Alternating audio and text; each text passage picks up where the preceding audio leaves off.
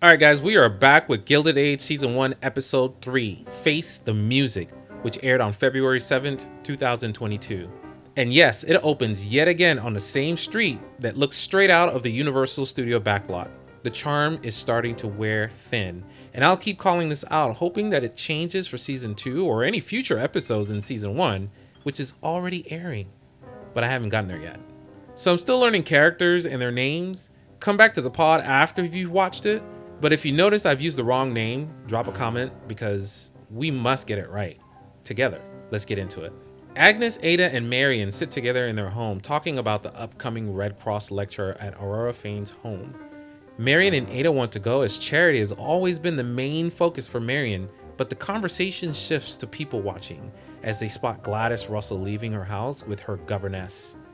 Marion calls out that it's just a shame that she cannot go anywhere without her mother's agents, but Agnes doesn't miss a beat, pointing out that Gladys is still on lockdown because Bertha can't fill a ballroom, a surefire sign that she's still sitting at the bottom of society's lists.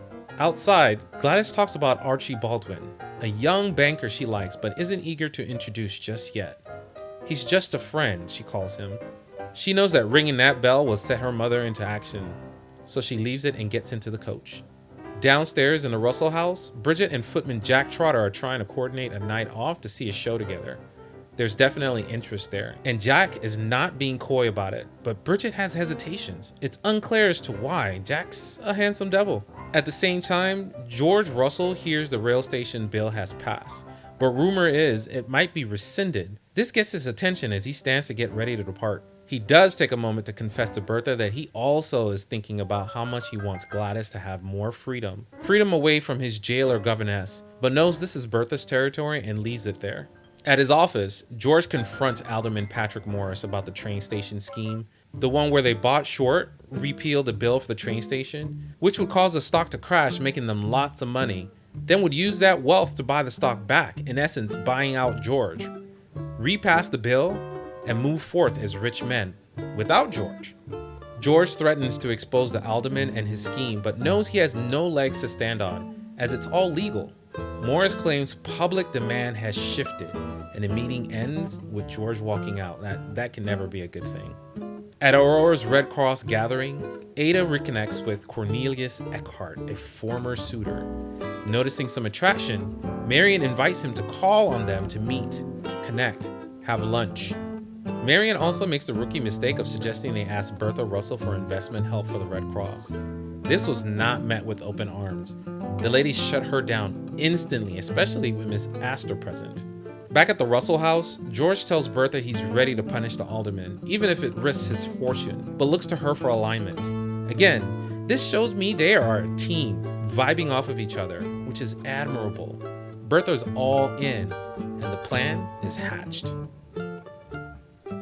Unbeknownst to Bertha, Mrs. Turner is back at it with her shameless flirting towards George in the hallways. She's bold and clearly playing her own game, but I see this teeing up for a punishing burn if Bertha ever finds out. That evening, Oscar Van Ryn has dinner with the Russells. Archie Baldwin comes up. This is the banker guy Gladys referenced from the governess earlier.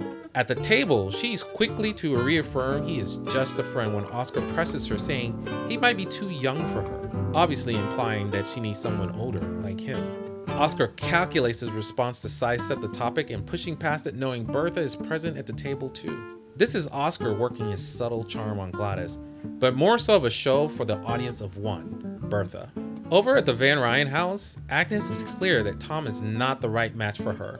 She warns Marion that Tom Rakes is an adventurer, and not in a good way. She should not be in his company, not even as a friend. But Marion doesn't agree and pushes back on her judgmental approach to Tom. Agnes is just against anything that is foreign or new, unless it's by her design that people are introduced. In bed, and back at Russell's, George and Bertha reaffirm they are partners and the power couple in the city. They are locked and ready for war with the aldermans and their wives. This is all while across town, Oscar and John Adams are in bed discussing the reality of their lives. Marriage as a cover is the path for them. But this is more of Oscar stating it all, assuming that John is thinking the same. He doesn't directly comment on it in the moment. Oscar clearly has Gladys in mind and shares that he has plans he is working on to make it a reality. He needs to marry to keep the spotlight off of him, and his true romantic interest in John, but more so to maintain wealth. The next day, George learns that the law has been rescinded as anticipated. He can be seen in his office giving his response to his staff to start buying stock quietly as it hits the market. This is all to trap the aldermen. So real quick, here's what's happening here. The aldermen were short selling George Company stock, borrowing shares, selling them high, then planning to buy them back cheap after tanking the price with political moves. If the price dropped, they'd pocket the difference. George flipped the script by secretly buying these shares, driving the price up and forcing them into huge losses instead. George is a strategist. This episode shows exactly that. At Mr. Trotter's office, Marion and Peggy arrive for an appointment. Jack Trotter pulls Marion aside for a small talk about his new life now in New York, but knows he can't visit her at home because Agnes is not about that. They plot a chance future meeting which Jack uses to propose to Marion. Later, at City Hall, the aldermen are all in a panic as stock prices continue to rise. They are losing their savings and their status by the minute, which was not expected, but they know it's George buying up all the stock and the stakes in his own company on purpose. A bright moment in this episode is when Peggy gets a letter from a Christian advocate about her short stories. They want an audience with her in hopes that they can talk about buying and publishing her stories, which is a giant thing for a person of color in New York, especially for the Christian advocate. But when she visits the publisher, they're shocked she is black. They made some assumptions based on her role as a secretary and the value of the writing. Now shifting her to a lower class, they made her wait until the office cleared. Then she was invited to meet with the editor. To be published, they will require her to change all her characters to white people and to never divulge that she is black. Peggy thinks about it, but she refuses, walking away from a once-in-a-lifetime opportunity with her integrity intact. At the Van Ryan house, Ada, Marion, Aurora, Ann Morris, and Cornelius discuss rumors of plans for a new opera house funded by the likes of the new money from the Vanderbilts to the Rockefeller to J.P. Morgan. They couldn't get box seats at the existing opera, which is a small venue, and on top of it, they're being shunned because they're new. So they're now in the market to build their own as a result. This confuses Marion, who suggests it could be more exclusive, bigger, better, but she is quieted by the stunned table. As a side note, this luncheon also revealed that Agnes's fortune comes from real estate decisions made by her late husband buying up this now wealthy side of town, long before it became wealthy many years ago. Out of the blue, Peggy's father visits to ask her to come to her mother's birthday and offers to forgive Peggy for whatever happened between them, which is kind of still unclear. But Peggy's reaction makes it clear she doesn't need forgiving from him. It is the other way around. This ends the conversation quickly, leaving her dad on the street as she walks back to the house. But wait, there's more. Miss Chamberlain's scandal comes out.